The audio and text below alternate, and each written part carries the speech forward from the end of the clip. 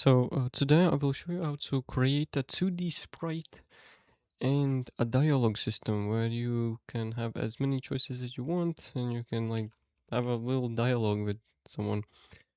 So basically we're gonna start with creating a core, what I always fucking do, and we are going to create blueprints, right? We're gonna have widgets, so some widgets as well, and sprites, because we're gonna use sprites for this one. I think it's easier to do it.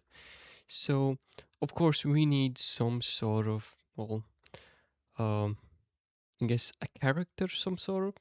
And sprites are very easy because it's just an image, so you don't have to like model or anything. So this guy, right, goofy ass guy, I have no fucking clue who it is, but seems to be popular. So I just gonna basically take that image, put it into my remove background, and it's gonna remove everything. So perfect. If you wanted to have like a pixelated effect, pixel. So if we take this image, we can make it into like pixels and stuff. What I guess gives us kind of a cool pixely vibe to it. So we're gonna add like not too much, like two, maybe maybe three. I think something like that, so you cannot really see it face like this, and we just basically don't want it and put it inside the sprites. Okay, maybe the background will probably fuck everything up, but we'll see. We'll see how it goes. I'm gonna add texture because it's a textured file, so we have to stay organized. You can right click, create a sprite right here, and it should, we should have, yeah, sprite. So now in the blueprints, let's do characters, and inside the characters we can just have an actor or a character. I'm gonna do an actor because it's easier. This is I think it was like Grok or something. So we basically search for sprite. Sprite.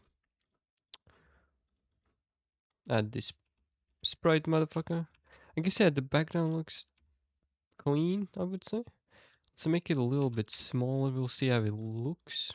Just a second, so just drag it out. And this is how it looks. I would say it looks pretty good. But as you can see, there's a problem. It doesn't move with us. It's just static. We don't want it to be static. Just move it up a bit. To make it basically follow us, we're gonna use event tick. You can use a timer by event. Also, it's the same thing. Just plug it into event begin play. Do this and loop it. We can do this, but it doesn't really matter if you use event tick for this. It's quite up to you. I'm gonna use event tick. You can use fucking timer thingy. So we basically gonna set actors rotation. So we have to set it. To set it, we basically find look at a rotation. So where it's gonna start and what is the target of the look. So it's gonna start of get actor location, as this is a vector, and then the width is player character or target, sorry, and get actor location like this. So if we play, well, it's gonna do this. So if you don't see it, just rotate it. It's probably incorrectly rotated. So rotated minus 90. And now, as you can see, he's gonna flex his silver play button at me. Fucking hate this guy. So basically, wherever you are, it's gonna basically look at you. If you don't want that, I don't know why, you can make an overlap event. Just using like basic collision, when it overlaps, it's gonna do this. But we want it all the time because, well, why not? So now to interact with it, I don't have it. Never mind. So we're gonna set up in the first person a really simple interaction system. So we're gonna do a basic function called interact. Let's just do trace. I think that would be. Let's do a trace. I have done this like thousands of times, so if you haven't, just follow along. We're gonna do a sphere trace. Get camera manager. So we're gonna get the camera, get actor location. That's gonna go into the start one. Get forward vector. Multiply by a certain value of float, like 300. And add them both together. So it's gonna make a line from one point to another point. Radius like 5. Let's check if we hit something, then we break the shit. I always check is valid. Oh, it's gonna be. Does implement an interface. We're gonna create that in a second. And that is it.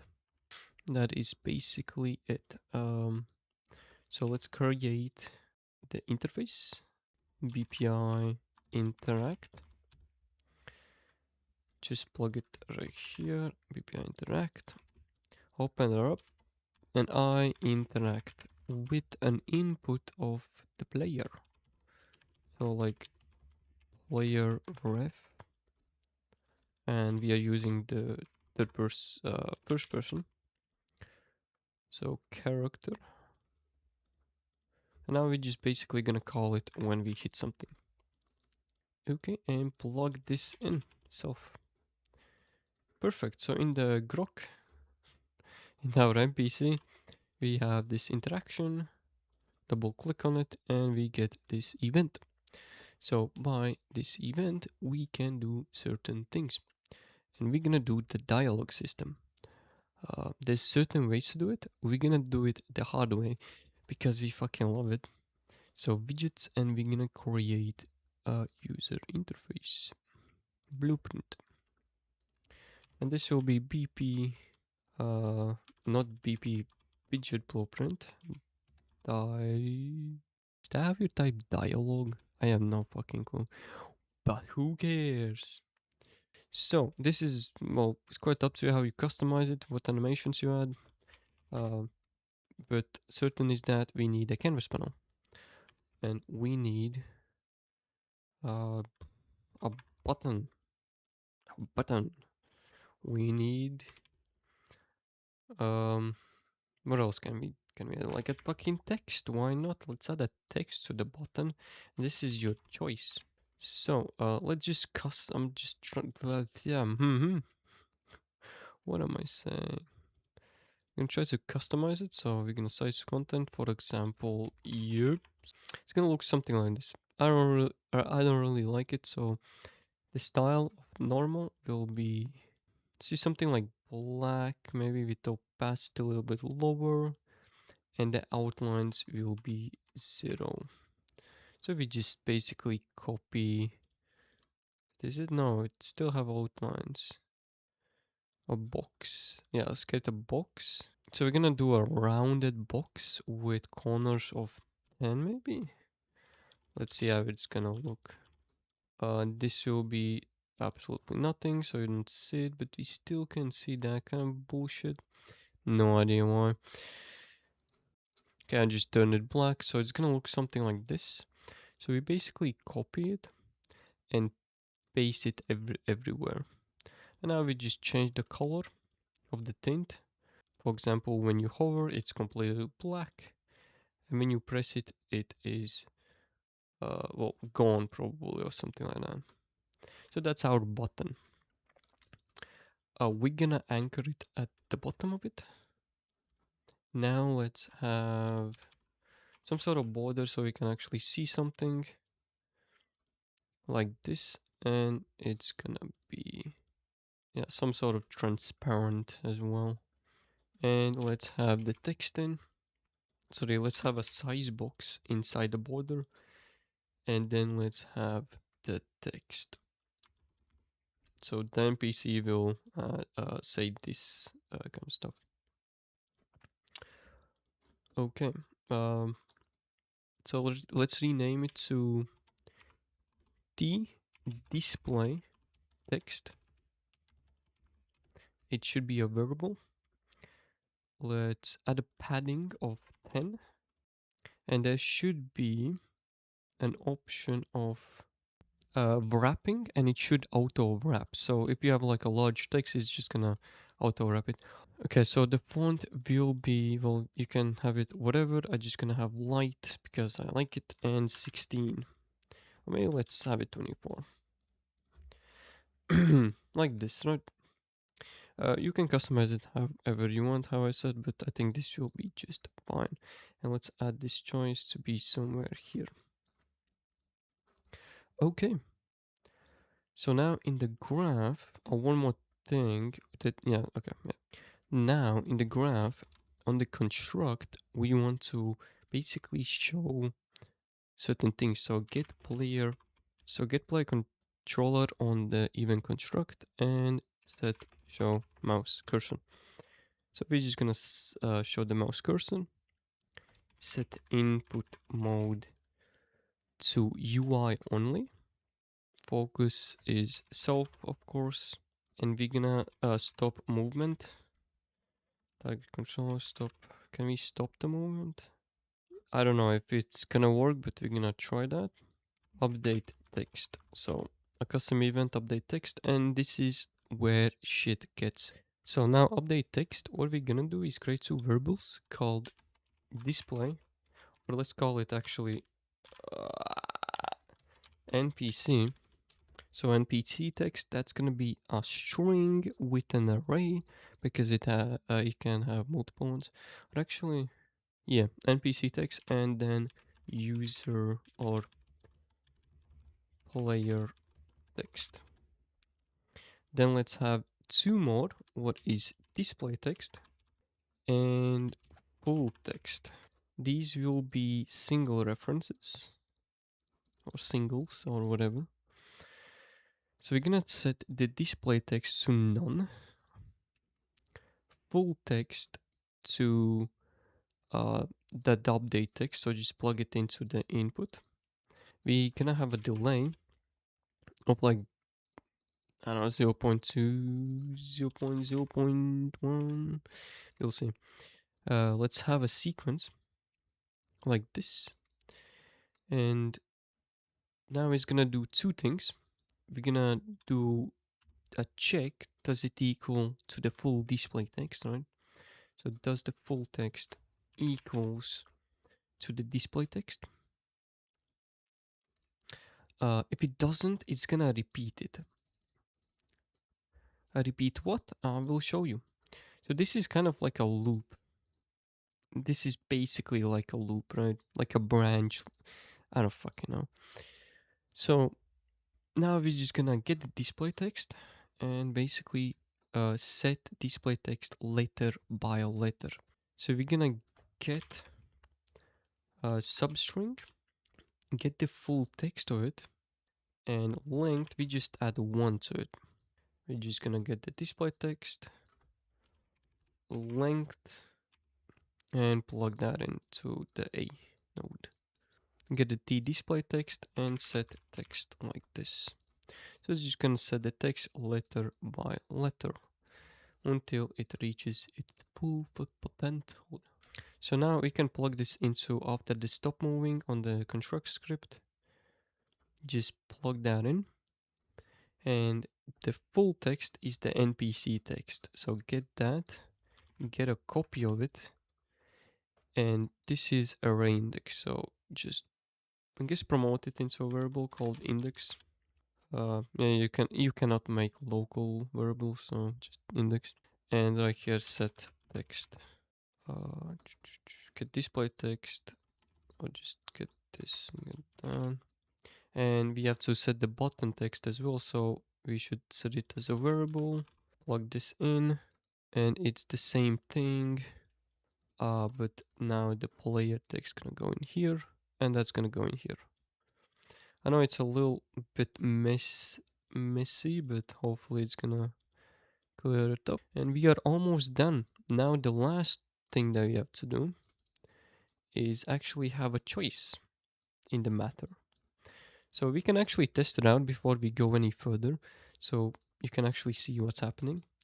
When we interact, we're just gonna create a widget of widget blueprint dialog, add to viewport. So if we interact with it, what the? So why it does that? Because it uses the X, Y, and Z. We just need, is it the Z value? The Z value. So right here at the event, we just split them and use the Z value. So it's gonna turn, but when we walk up to it, it's not gonna do anything. So it's just, you know, a little something. And I forgot to hook it up. So we have to go and create an input for this. So let's create an input of, make it into the default. And let's have some sort of keybind, like an F key and left mouse button. So now we just do a trace. That's about it. And we get all of this. But it doesn't do anything. So that is very, very bad. Because we didn't actually set the NPC text. I forgot. So NPC and play text should be instance editable. Expose it on spawn like this. And in the grok, we refresh the node and promote these into a variable and make them instance editable. Just instance editable, I think. So NPC text, hello. I am here to flex my play button and make you suffer using UE5. I'm just gonna say, nice bro, like this for example, right? And bam, it prints out. But as you can see, oh no, it didn't do it. It did it perfectly. Nice bro.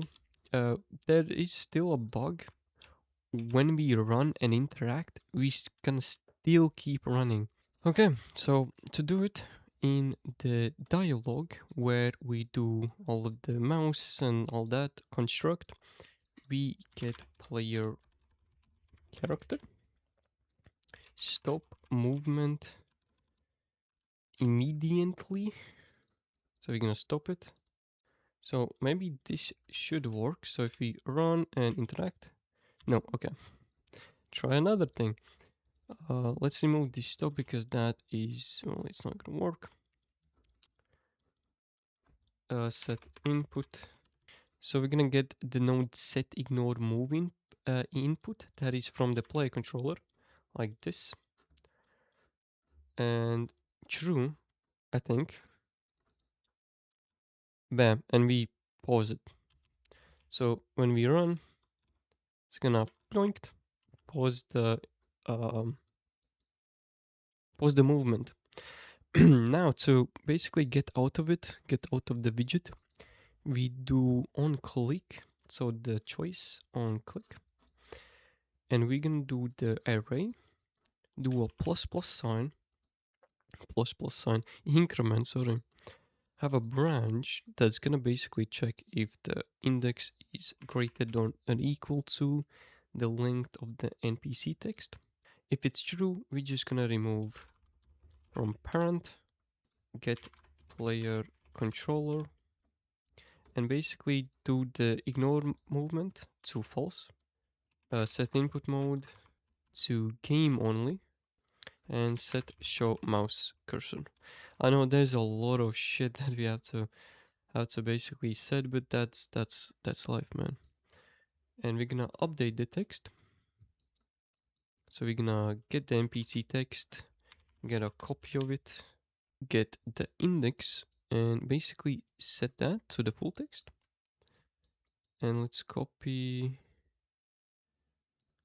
this T choice that we have over here, just paste that in like that.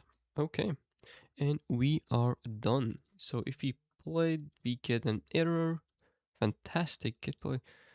The wrong play controller, get player controller. This one. Yeah, wrong one. My bad. My bad, man. My bad. So now if we play, we should be able to interact. Nice, bro. And we are out of the interaction. Holy shit, I know. But hello, I'm here to flex my play boot and make you suffer using UE5. Nice, bro. But as you can see, the widget isn't looking perfect or anyway. For example, when we interact like this, the button is there.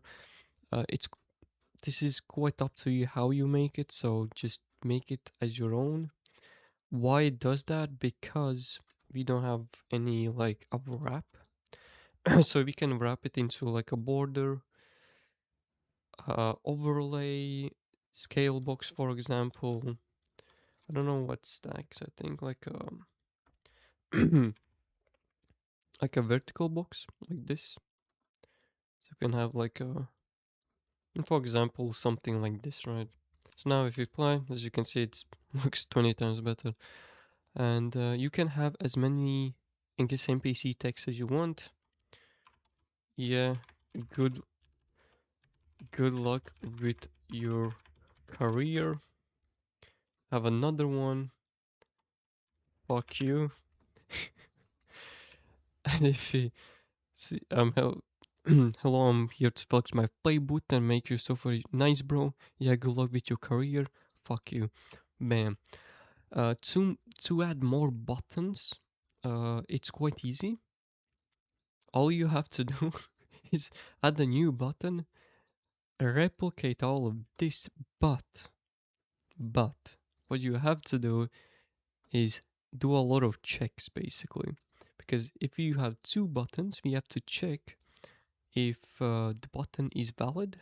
So basically you want the button to be there, maybe you want like only one button, not three buttons, and so on. So it's a lot of checks, but in the future we probably gonna update this as well.